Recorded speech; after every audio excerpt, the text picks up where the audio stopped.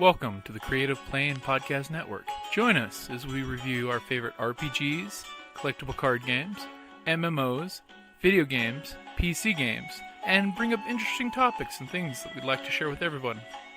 Sit back and enjoy the show.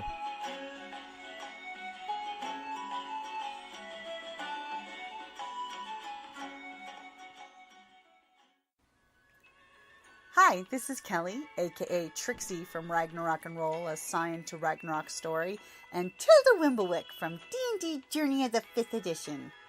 First off, I would just like to say thank you to everyone for listening to our varied adventures, as well as for rating us on iTunes and RPGpodcast.com. If you haven't rated us yet, we would greatly appreciate it if you could. And if you're looking for more ways to support our efforts, we are now on Patreon, a great site where you can help us continue making more podcasts, as well as some special surprises for our patrons. If you can, please look us up at www.patreon.com/cppn. Every little bit helps. And again, thank you for listening. Writers are bad people, you guys. No, we're just creative. Speaking of which, does anyone want a lollipop? How am I supposed to talk around the lollipop? I don't know, but I'm going to do it. They can have lollipops. It's a trick to keep everyone in the audience quiet. That's a good I plan. want to encourage speaking, I so I'm not going remember to... one of the panels I went to with the writers, and they said the only difference between my browser history and the serial killers is there's probably enough random other stuff that the CIA has figured out. I think it's a writer. Oh, God, yeah, I'm just like, Google must be judging me constantly, because what was the thing that so I'm writing the second one of these comic books, which is an adaptation of this woman, Bonnie Jo Campbell's work, and her work is very dark. It's called Rural Noir, and it's all these people who live sort of outside of Kalamazoo, Michigan, and they're all like drug addicts or being like violently physically abused. So the first story in the book is this very short story where there's a 13-year-old girl and her parents, and they're on the porch of their house, and they open the door. It's like a summer cottage, and these people have broken in and they've been using it to cook meth, and then they left. And there was a girl that they had basically allowed to come in, and they exchanged drugs for sex, and the girl is 16, and she's been there all week after the guys leave, and as the 13-year-old is walking in the front door, the 16-year-old is sneaking out the back door, and it's sort of the girl going through the house and like seeing what's happened in this week, and then the last thing she finds is a cum-stained mattress on the back porch. And so I'm like Googling for reference images for like kitchen destroyed by meth dealers and cum-stained mattress, and the worst part of it is I didn't even get any relevant hits for cum-stained mattress. I'm not sure if that's the worst thing. That might be bad. At some point, you have to put the plus sign between the two words to get Google to find it correctly. Cum-stained mattress. The exact line that the original author wrote is, "More jism than the mother has ever seen in her life." And then... See, if you Googled that, maybe you would have gotten After I illustrated the final panel of more jism than the mother has ever seen in her life, and I went to my husband and I was like, "What do you think of this picture?" And I was like, "It's supposed to be more jism than the woman has ever seen in her life." And she said, my husband said something to the effect of like, "Possibly I've seen more jism than the mother had in the story, but..." Anyway. Anyone can write. Anyone can write. Welcome to our panel. But should they?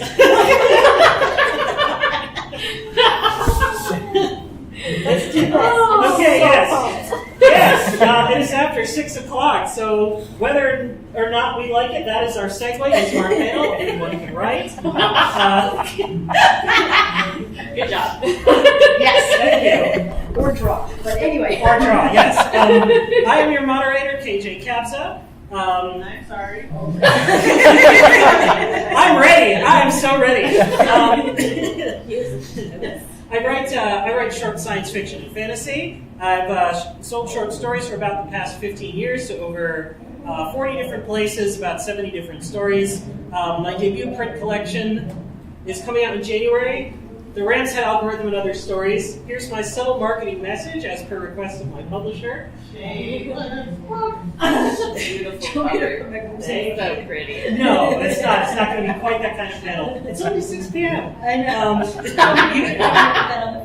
No, it won't say if we tried that. If you want, you can pre-order it now on Amazon, Barnes & Noble, or IndieBound if you want more information about it. Come up afterwards, grab a business card, a pen, or back issues of these magazines in which you can read a sample of my work for free. In addition to my professional work, I have also some fan fiction floating around in the grain out there. I also have some work under a different name in the furry fandom. And I've written and drawn greeting cards. I've done eulogies, wedding toasts. I've written poetry for friends, journals for myself. So I've written all kinds of things, and not just for money. My name is Monica Friedman. I've been writing speculative fiction for about 30 years, although I am less widely published than KJ is. But you can buy my novel, The Hermit, on Amazon. And I have a few short stories that are published, and also you can buy this comic book if you want. It does not feature a home-stay mattress in it, unfortunately. But it's got some other choice stuff in it that you might be interested in if you're interested in stuff like that. And I have an MFA in creative writing from Western Michigan University, and I've done some teaching of writing also. I'm Mira Domsky. My 4th published short story is in this charity anthology, Iron Doves, and all of the money goes to the Doves program, which helps protect people from domestic violence, stalking, things like that, and about information about resources for people who are maybe in a bad situation on the back.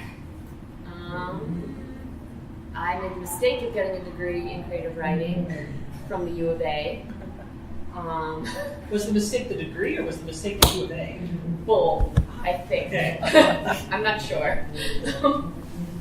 And I have also written many things for no money. The weirdest one was probably the epic poem about my friend's boobs for her birthday. Her boobs rescued a princess from, I think, was it Ogre? I've also written in that genre. A boob rescue? Well, general kind of. I like that really evasive answer. Erotic friend fan fiction. Oh, sure, yes. In poetry form, yes. Was there a lot of butt grabbing? There was a lot of it was steamy, but didn't get anywhere till the end, I guess. Okay. I think that does it perhaps for introductions. Or ought to. or ought to. So this is what this panel is. We all believe, for various reasons and to various degrees, that anyone can write, everyone should write, or some combination of the two. We're going to talk about why we believe that, all the fun ways you can start writing or get involved in writing, and why you should. Spoiler alert, it's fun. So we do invite questions and comments from you guys. The audience is small. I have a note down here saying please raise your hand, but there's only 3 of you, so probably if you just start talking, it won't be much of an interruption, so feel free. So I have some introductory questions here for the panelists. Why do you believe that anyone can write? All right, so I'm more on the side of everyone should write, and I believe that it's just a very healthy activity in which to engage. I think that journaling is, I think everyone should journal. I think like the unexamined life is sort of the life that slips past you, and you don't tend to recognize your mistakes or fix them if you're not thinking about them, and journaling is a really good way to do that. I'm a person who's lived a lot in my fantasy worlds, and so bringing them out of myself and putting them into the world has helped put me into the world and make me a person who's like capable of sitting up here and having a conversation or whatever that is, versus like the person who's always in the book or always in my head.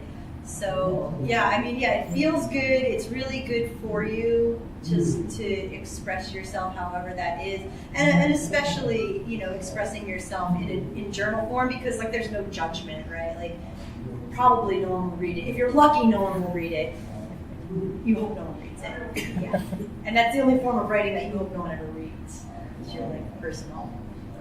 I mean, I guess people write poetry and hope they're not read, but maybe some people do. But yeah, I mean, I think it's a healthy activity. I think it's something that when you do it, you become a better person eventually. That's my thought. I agree with Monica. I mean, I think you need to have a way to express yourself, and whether or not someone else reads it, like if you don't express yourself, I don't want to say you go crazy, but maybe you go crazy.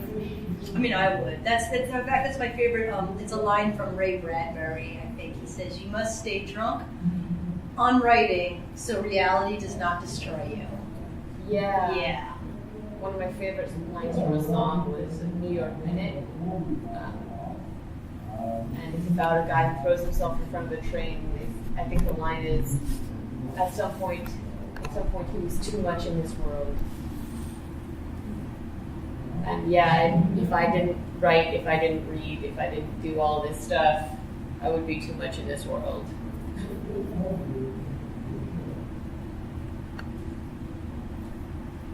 So let's see. You didn't give yours, did you? I didn't give mine yet. We skipped right over the question of why do you believe anyone can write, so I wasn't sure if we should go back to that yet. But so I have this whole other list of why I think people should write. I think both of you kind of like hit the essential, like an essential thing about journaling in particular. Although I think that there's a lot more to it than that. It's not just journaling. I think it can also be, I mean, maybe it goes without saying, but it can be a good creative outlet. In addition for it to be like an emotional outlet, for like a safe place for you to sort of like process and put your feelings and figure out who you are.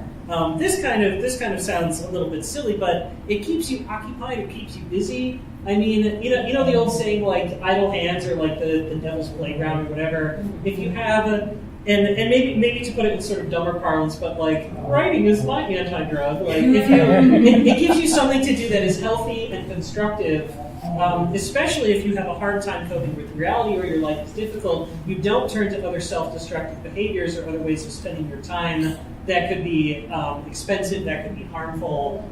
You're looking at It's me a when you really- say it's this. I'm sitting here and I thought I would spread around the insight. That's not all. Quit destroying things. No, I'm just saying, like, that's not the case for me, but okay. I'm going to be self-destructive regardless. It's so much cheaper than any of my other hobbies. I'll say something else too. There was a book that I it's like a psychology book, but it's called Every Person's Life is Worth a Novel. And like I think every person's life is worth at least a story. Like and I think there are people who don't believe that about themselves.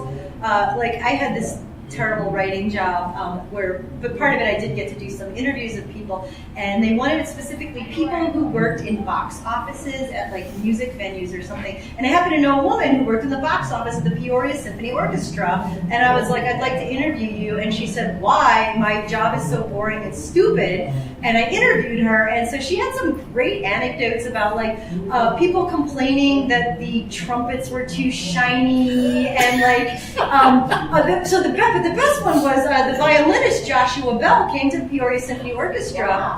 This Peoria, it's cold in the wintertime. She had put her coat down on the table. Joshua Bell put his Stradivarius on top of her coat. So she was without a coat for 2 days because she couldn't touch this $1 million violin. Yeah, so every person's life has many stories in it, I feel. And like that story would have been lost if I didn't write it down. Like she didn't think it was cool that Joshua Bell put his Stradivarius on her winter coat, but it was. I was thinking more for benefits of writing. I hadn't really given a lot of thought to like the nonfiction work, since most of what I do professionally and even for fun is fiction. But we haven't talked about some of these other things yet, like the like fan fiction and the role of fan fiction. Like that's not something most people get compensated for, but that helps you connect with other people. It helps you build community. It helps you give back to community or to fandom. So like that's definitely huge. I think that's certainly a benefit of writing. I think we kind of already covered this. I mentioned gives you a break from reality. I mean, even if it's a cheap hobby, there are people unplug from reality all kinds of ways. That's something you can do. It's funny when you say, because you're saying like it's like you're unplugging, but then you're using it to plug back into other people. Different ways, I think.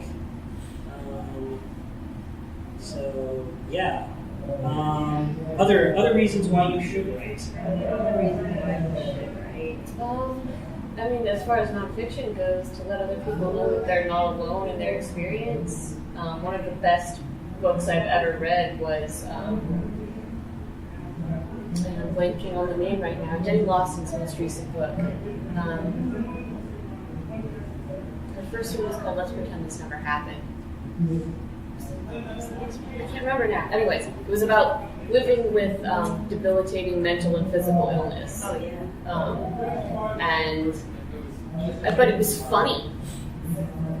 And it was sort of like, you could live with all of these problems and still find the humor in life and the purpose. And it was just a very self-affirming thing to read.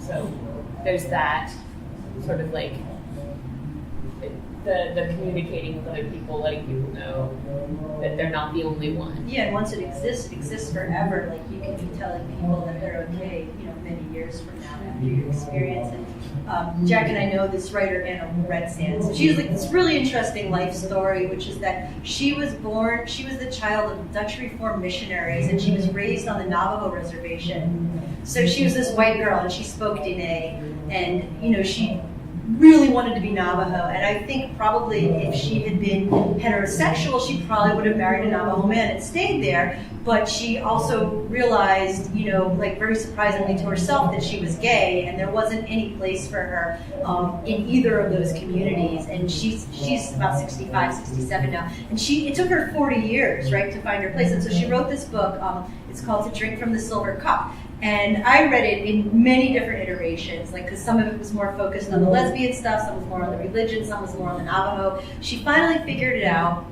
and she had this book, and she immediately began to shop it to publishers, and right away someone picked it up. And I was like, good for you, it's a great book. And then she had an altercation with the managing editor, and she was like, you can't have my book, and furthermore, I don't think I'm ever going to publish this book.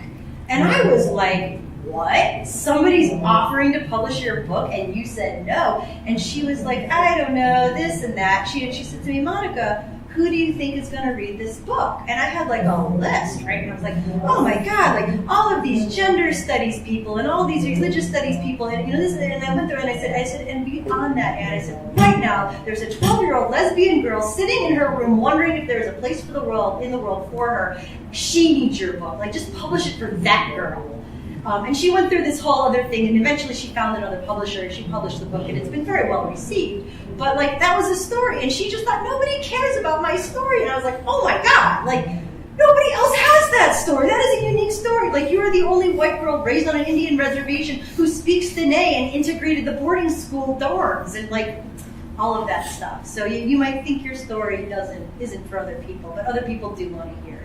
Even if you think you can't write well, or you actually can't write well, somebody will want to read your story. I mean, I'm thinking here of fan fiction that I've read, or other work that I have read, where people they write whatever they want, boop, it's up, and there's no kind of gatekeeping. It's just anybody can post whatever, and I will read something and I will think, this is terrible, who even likes this? But there will be 2,000 favorites, 50 comments. So it's all somebody, there is an audience out there somewhere for whatever it is that you make. So don't even if you're not skilled, somebody will like it. Somebody will think it's great. And something else to keep in mind is that even if you do want to write professionally, or someday you want to write professionally, everybody has to start somewhere, and you can't expect magic right out of the gate. Which is not to say that if you want to improve, you shouldn't try, but definitely don't. I think that there's this faulty assumption that you have to be a master at anything to enjoy doing it, and that's absolutely not true. In my experience, it actually goes the other way. You enjoy it more before you know whether or not once you go to graduate school and you start analyzing it, then you're like, everything I do sucks and I hate doing this job.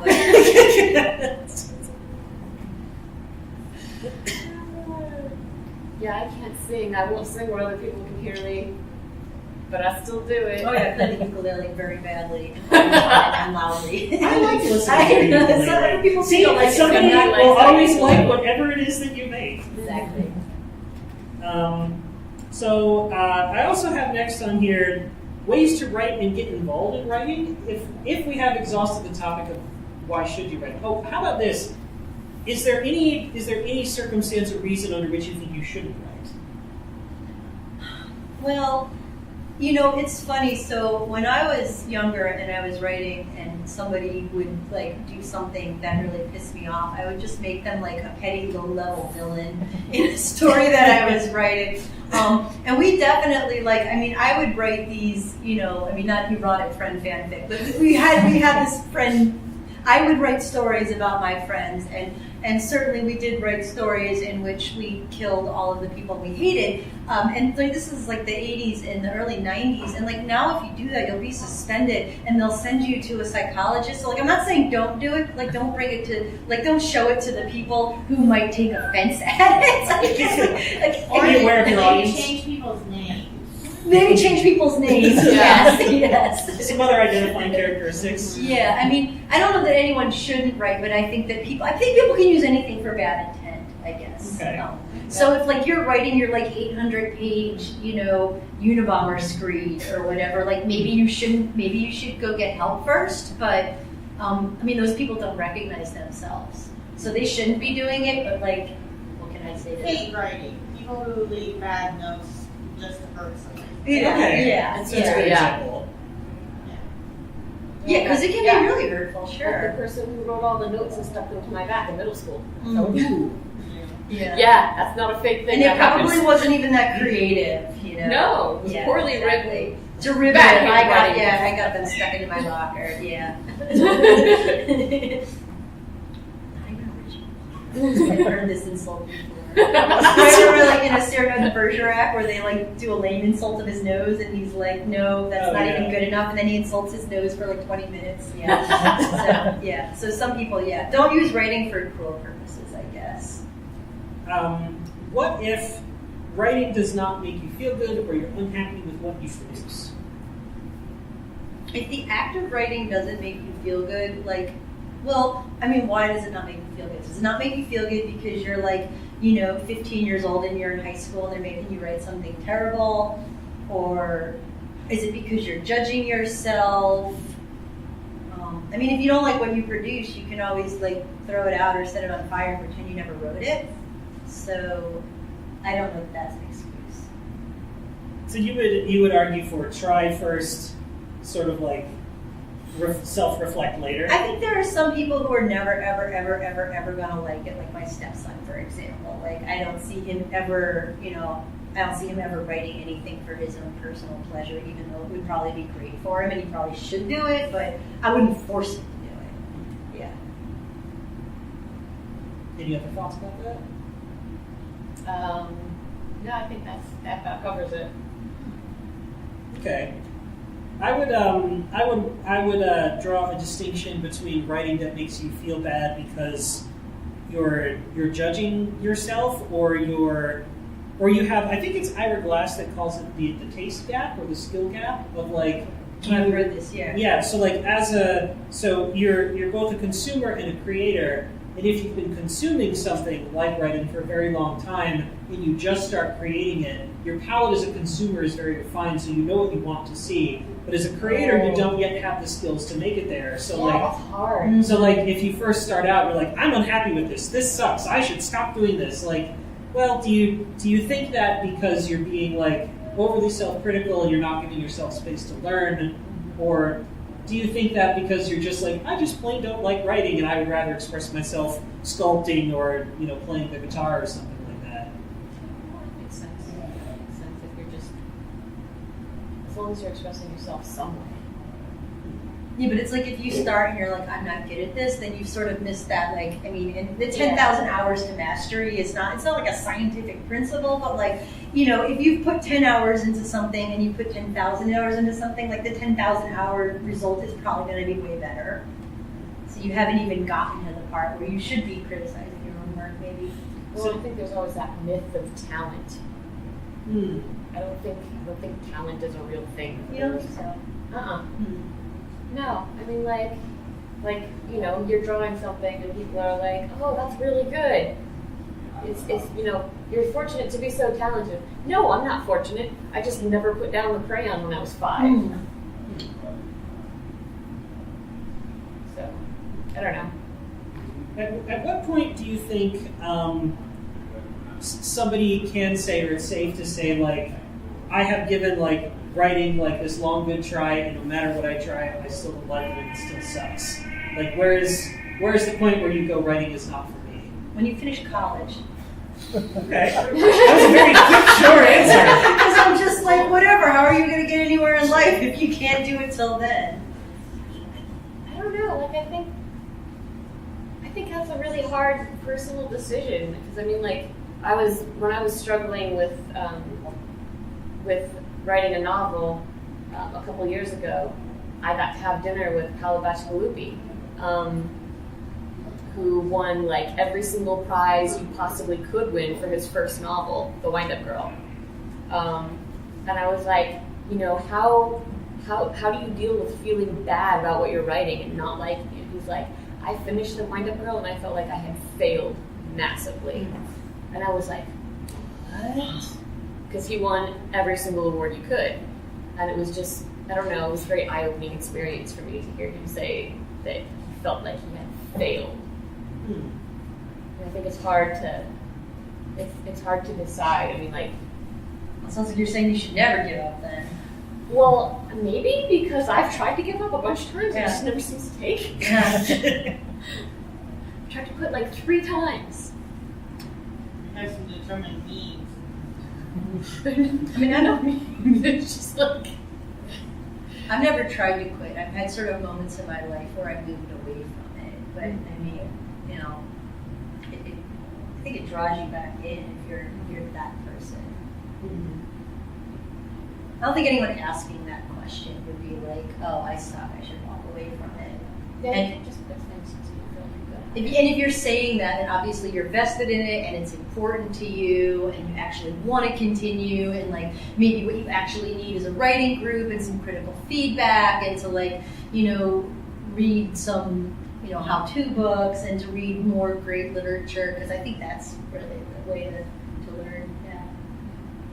I guess thinking about what you said about The Wind-Up Girl, I think that to some degree, everybody who writes, even people who write at a professional level, kind of carry forever with them this little doubt that maybe I shouldn't write at all. So I guess some level of doubt is gonna be with you no matter how skilled you are. Maybe. I don't mean that to sound nihilistic, but It just reminded me of this anecdote. As you know, Neil Gaiman is married to Amanda Palmer, the musician, and she wanted to write a book, which is what I heard sort of being like a very ballsy person who asks for stuff, and that's how she's gotten everything in her life. And so she wrote the book, and then Gaiman was helping her edit it, and she tweeted something to the effect of like, this resulted in screaming arguments between the two of them, with Gaiman saying, "I'm really good at this, goddammit, I win awards!"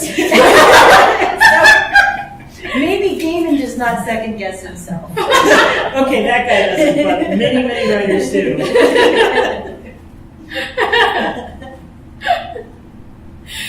That's awesome. No, but saying that, I know I've probably told you I do not expect you to remember, but because I've told everybody who asks me about writing, I have a learning disability. So one of the first things a librarian told me when she found out I have a learning disability is she goes, "Oh, writing's not for you." The day she did that, I went, I don't care if it's the worst thing I write, I am going to write a book. Now I've been working on it since high school. He's helped. And I see here when you guys are talking about looking crazy, I have to talk to the computer to write. I really look crazy. Well, we all talk to ourselves. Yeah, but I mean, when That's it's why you get pets, so you don't feel like you're talking to yourself. I've heard of other authors who use dictation software. yeah, So. I've heard it more and more. They're like, some of them say it actually works better because speaking it's totally different from writing it. Oh, to me, it definitely is. Yeah, and typing uses a different area of your brain from handwriting. Mm-hmm. It's really, it's fascinating. and for multiple reasons. In one case, for different reasons, and I think it's fate messing with it, using one of many words to use for it. My book, I've never been able to successfully finish because it either the memory card breaks. That's the most common one. I accidentally deleted stuff like that. But each time, it has changed. Each time. It's not the book I started with, but I'm like, when it's done, I don't really care if other people like it. I mean, I do care, but it's for me. And It's a big accomplishment. that one person needs it. Now, I'm going with it. I am taking somebody's suggestion, which I'm having fun with. Somebody told me, take a step back, use the same world, but write it from a different person's opinion. And the amount of stuff I've gotten over this compared to the other years, minus me losing it stuff, I have gotten more information about the story setup and less than, I'd say, 2 years than I have in 15. Because I've tweaked it. Because it's always been, okay, I have to put all this information in the story. No, I don't. Especially if this one, it's like, I can just do this section of it more. And touch on the other stuff. The other story will touch on. Because I know what I'm writing. Because I'm writing it for me, I'm going to finish it. If it matters for the other people, that's not the point. For me, it will be finished. So, yes, I have to say, and no, she didn't do it because she thought that would start my fire. She said it because that's what she truly I have a felt. crazy thing for a librarian to say. And do you know the writer Patricia Polacco? She writes some children's books. I saw her in a blizzard in Michigan one time. And so she's got this book that I love. It's called Thank You, Mr. Faulkner. And it's a story about a little girl who has extreme, and it's not just numbers, it's not just letters, it's numbers. And she's a great artist, but she just can't, it doesn't look like anything to her. And she's so smart, she manages to fake her way to 5th grade before a teacher points out, oh, you can't really read, and then gives her the intervention she needs. And Polacco puts a footnote in the book, which is, it's a true story, but it actually happened when she was 14. She managed to go until she was a freshman in high school, unable to read at all, before a teacher was like, you have a problem, let me help you. And now she's a writer.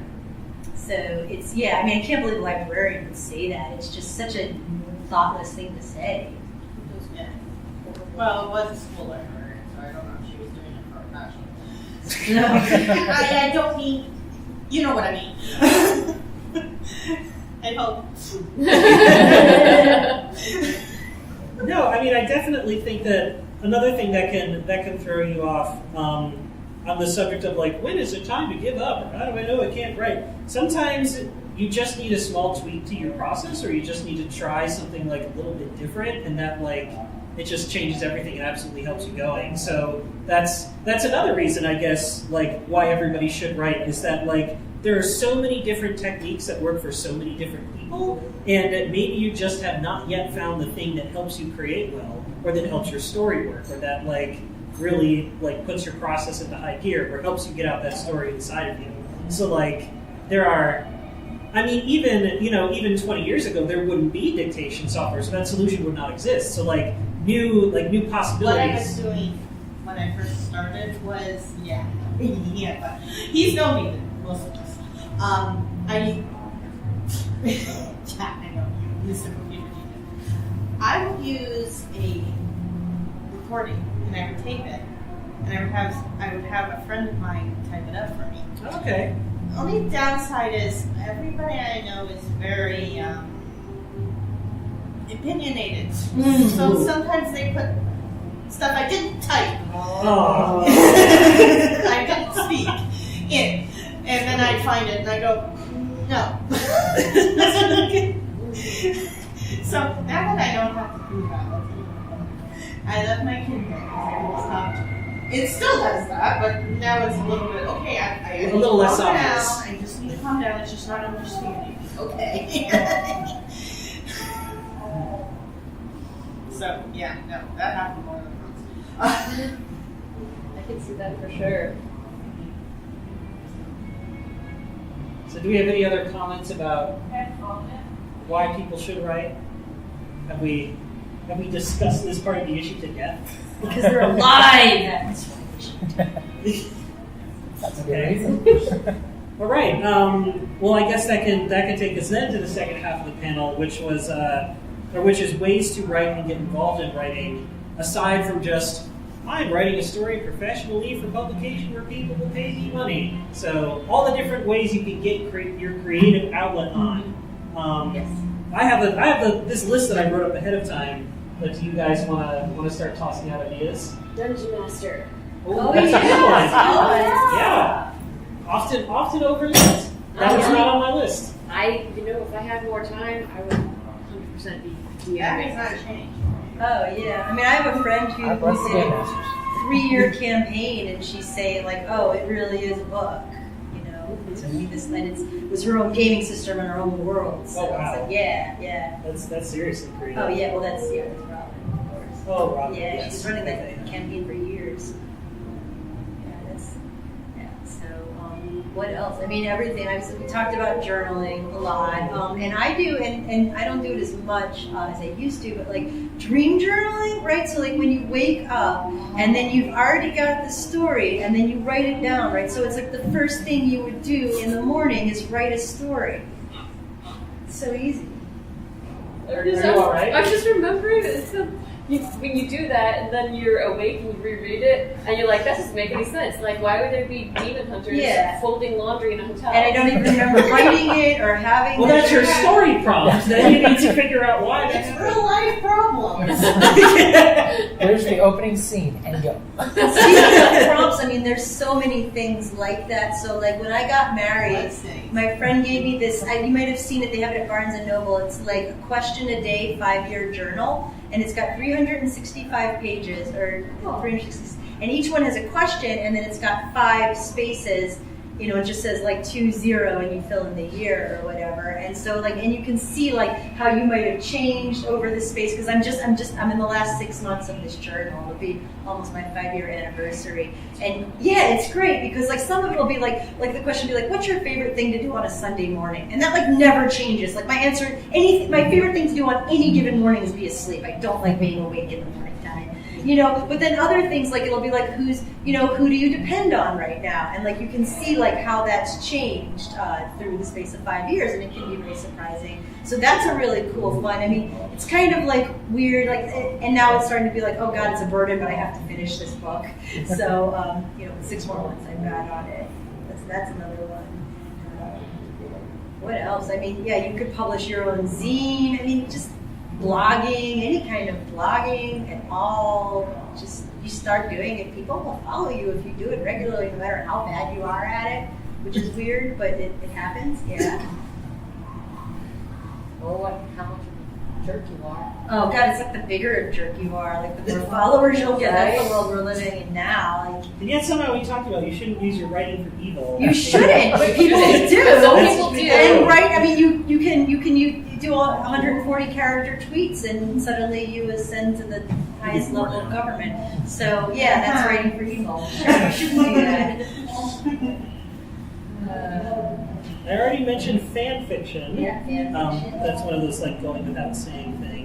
How about writing and drawing webcomics? Writing and drawing webcomics, yeah. So this is sort of my story, which is that I was writing novels for years and years and years and years and years, and nobody cared. Oh my God! And like I started. Okay, but her novel, The Hermit, is good. My novel, The Hermit, is good, even though he found 34 typos in it. That's a big it's book. It's just typos. The Hermit by Monica Friedman. It's a good book.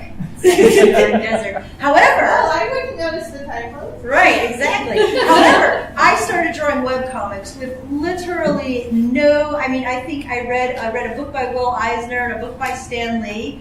And I started, and I didn't know anything about drawing. I didn't know anything about Photoshop. I taught myself Photoshop. I taught myself digital.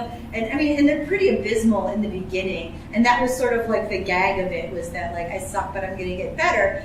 And it got to the point where like more people have read one individual comic that I've written than have read like all of my novels put together. I have comics that like thousands of people have read. So yeah, that's like, yeah. And that was sort of a shift I made a few years ago, where I